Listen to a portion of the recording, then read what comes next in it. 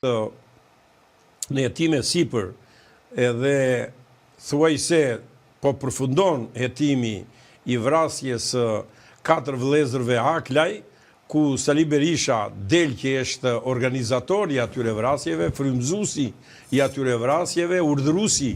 i atyre vrasjeve, dhe madje nga provat e shumta që janë marrë, bie në sy edhe fakti i vetëpërgjegjësisë së Sali Berishës, i cili e thot troç edhe me zë e me figurë para gjithë shqiptarëve, që më zunë rrugën dhe unë hapa rrugën. Do me thënë, ata mua më zunë pritë edhe unë për të hapur, do me thënë, rrugën për të shkuar, për të bërë mitingur atje, i vrava. Aty në Milot, tentova të vrisja Fatmir Haklaj, por u vra Sokol Haklaj edhe punojësi i gardës, plus edhe një nga ta që qoj si ekzekutor Saliu, pra edhe njëra krau i Saliut u vra aty, me 3 vrarë pra, dhe pastaja pasoj me vrasit e tjera të Aklajve. Sikurse kam parasysh dosjet e tjera, të cilat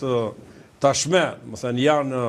edhe ato në një fazë tepër të rëndësishëm hetimi, sepse ka dalë çfarë roli luajti, roli organizatorit, në një numër të konsiderueshëm aktesh të tjera deri terroriste të Sali Berishës, ndaj ambasadës amerikane, dhe është i dosje hapur, ndaj ambasadores Mariza Lino, akti terrorist i urdhëruar prej tij dhe që ngeli në tentativë dhe që është procedim i hapur, dhe sikurse janë urdhërat që ai dha për grushtin e shtetit, dhe që grushtin e shtetit e filloi faktikisht qysh në Shkodër,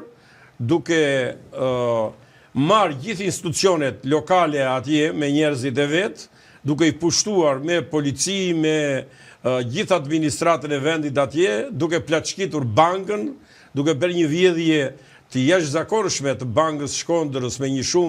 një shumë që kalonte rreth 5 milion euro dhe të cilat gjitha vajtën në shtëpinë e Sali Berishës e tjera. Pra janë krime që po hetohen edhe të gjitha këto presin, si të thuash, punën, pasionin, profesionalizmin, guximin e prokurorëve të SPAK, të cilët nuk kanë pse presin dale qatë dënimi do marri me kompleksin Partizani dhe pastaja t'ja qojmë radhë të gjitha akuzat e tjera mal që janë ngritur kundër Sali Berishës. Kështu që kompleksi Partizani po ecën si gjykim, ajo është një çështje tashme që e ka marrë thuajse të plot formën e saj, sepse kur të ngrihet akuza, kur masa e sigurimit që merret ndaj teje i kalon të 3 shkallët e gjykimit me miratim, kur gjyqtari i seancës paraprake thot që çështja të kalojnë në gjyq, dhe kur çështja tashmë në gjyq ka kaluar dhe po vazhdon gjykimi i saj, ajo nuk pret gjë tjetër tashmë veç se dënimin e tij për korrupsion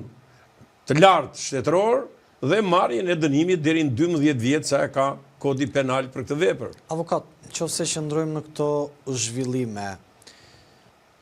tash më duket sikur edhe amerikanët nuk po shprehen më avokat. A e kanë braktisur amerikanët çështjen e non gratës, a ka rënë non grata siç pretendojnë njerëz pranë zotit Berisha, si qëndron e gjithë kjo panoramë, si qëndron i gjithë ky aktualitet politik? Si e ke parë këtë që tashmë ambasada amerikane nuk po reagon më për faktin që zoti Berisha është non grata? Mos me ardhen e Donald Trump ka ndryshuar kjo gjë?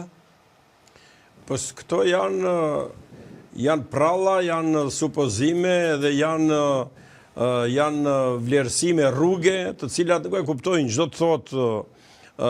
Shtetet e Bashkuara të Amerikës, çdo të thotë Departamenti Amerikan i Shtetit, çdo të thotë President i Shteteve të Bashkuara të Amerikës, edhe çdo të thotë vendimarrje e tyre, që të merret ai vendim për një non gratë, duhet kalojnë të paktën 9 institucione nga më të rëndësishme të Departamentit Amerikan të Shtetit. dhe në fund fare i jep vullën pastaja sekretari i shtetit dhe që e konfirmon edhe kryetari i shtetit. Kështu që në këtë aspekt Sali Berisha jo është non grata, por spaku po furnizohet vazhdimisht nga Shtetet e Bashkuara të Amerikës me prova, me indicje, me fakte e të tjera, të cilat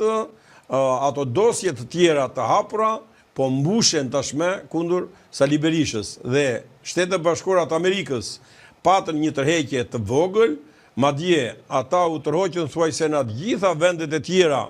të Ballkanit po dhe në Europë kudo që ishin me ardhjen në presidencë të Donald Trumpit, derisa i analizuan nga financoheshin, si financoheshin, çfarë efektiviteti kishte ndihma që ato po jepnin në disa struktura të tilla të organit akuzës të vendeve, gjithmonë në kuadrin e stabilitetit të botës, po mbi të gjitha dhe të sigurisë kombëtare të vetë Shteteve të Bashkuara të Amerikës, kurse për sa i përket Shqipërisë